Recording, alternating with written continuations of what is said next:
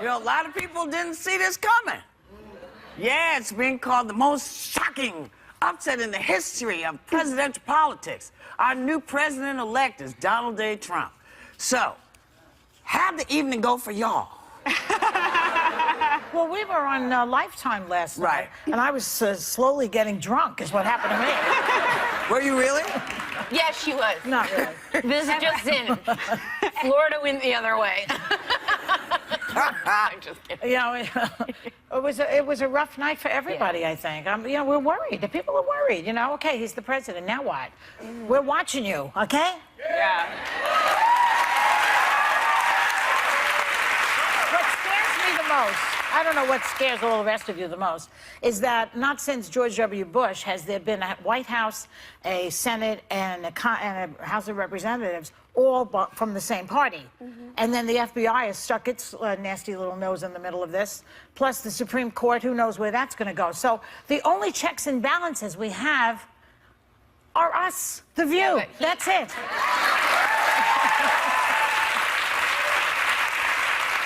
That sounds great in theory, but one of the things he did was he blocked media out of things. They weren't even allowed to go on his plane. Yeah, but we're not going on his plane. We're going to stay right here and talk. Yeah, but remember, within the party, and I've been talking about this a lot, within the Republican Party, there are such bold differences. You have a libertarian wing of the party. I've always said, how does John McCain and Rand Paul wind up in the same party? They disagree fundamentally on foreign policy issues. I mean, Hillary Clinton was far more hawkish in her speech than Donald Trump was. So I think there are a lot of checks still. I think the Republican Party is trying to figure out who they are and what they stand for. And Donald Trump will want to do some things that people in that party will not approve of and will stand up against. And they will fight for other things that he necessarily doesn't represent. So just because something says Republican doesn't mean that there's a consensus on issues. I can say that for sure. We'll see.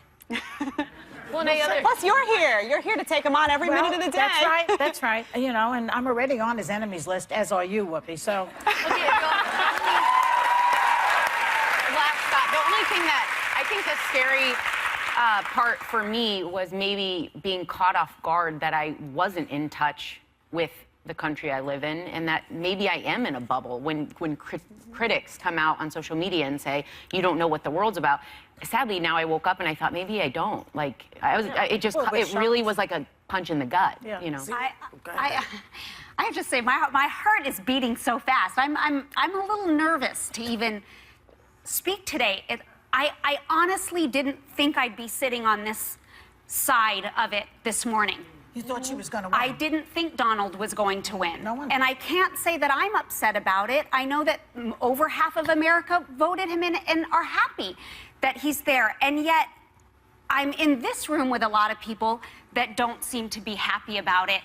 And although there are so many things, the way that he has spoken and talked about people that I absolutely do not agree with, I was a person that voted on policy.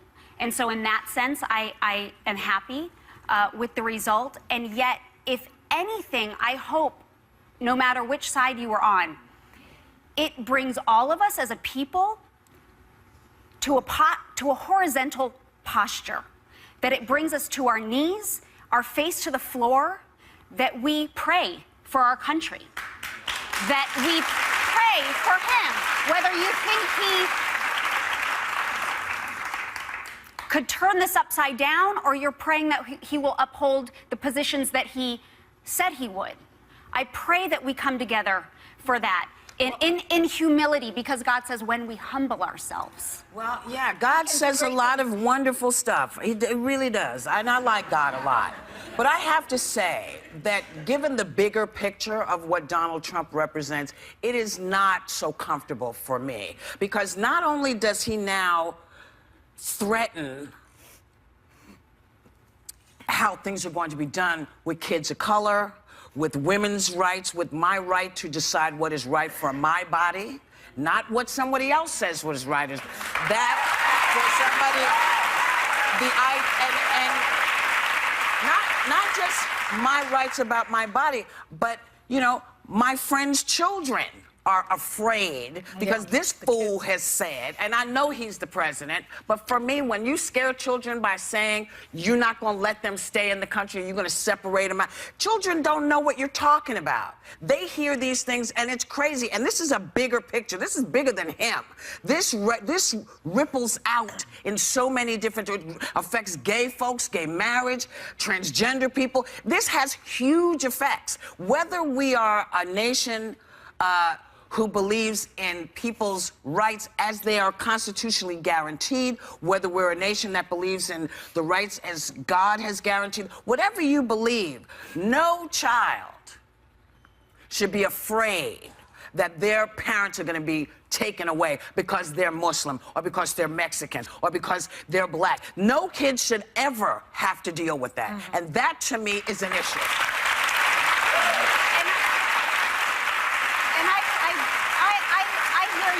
And that's why I pray for unity. And I do believe that God is sovereign and can use the most unlikely and unimaginable people to change things. And if this 4 years doesn't go the way that the American people hope for that voted him in, then I pray it's a kick in the pants that we all find a candidate that comes together for a more common ground for all of us over the next 4 years. Well, what would be great? Yes, go ahead. Yes. You know, and all those things are great. But for people who don't have a relationship with God, that is your relationship, or anybody else's relationship, what do they do?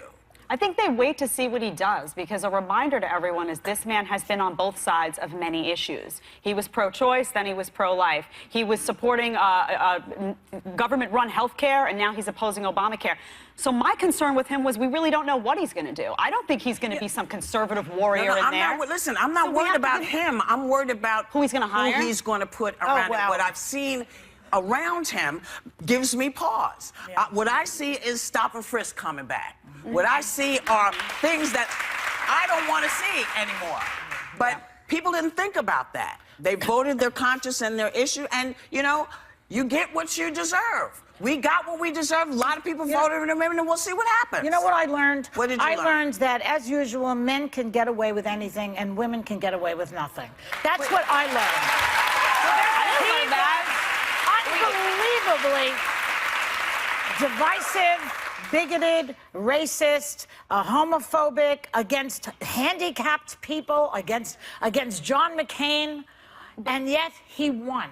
She made some mistakes, but not like that. But that's not what they were voting on. People were looking at their Obamacare, their health insurance costs skyrocket. They were looking at the fact that they can't put food on the table. They were looking at on Obamacare that's not to put true. him over the edge. You have a 22% hike. You know what? Let's see. Going up. I want to see what he's going to do next, because he promised that he's going to repeal Obamacare and put in something else. Now, I like his people to remember, he once said he believes in single payer.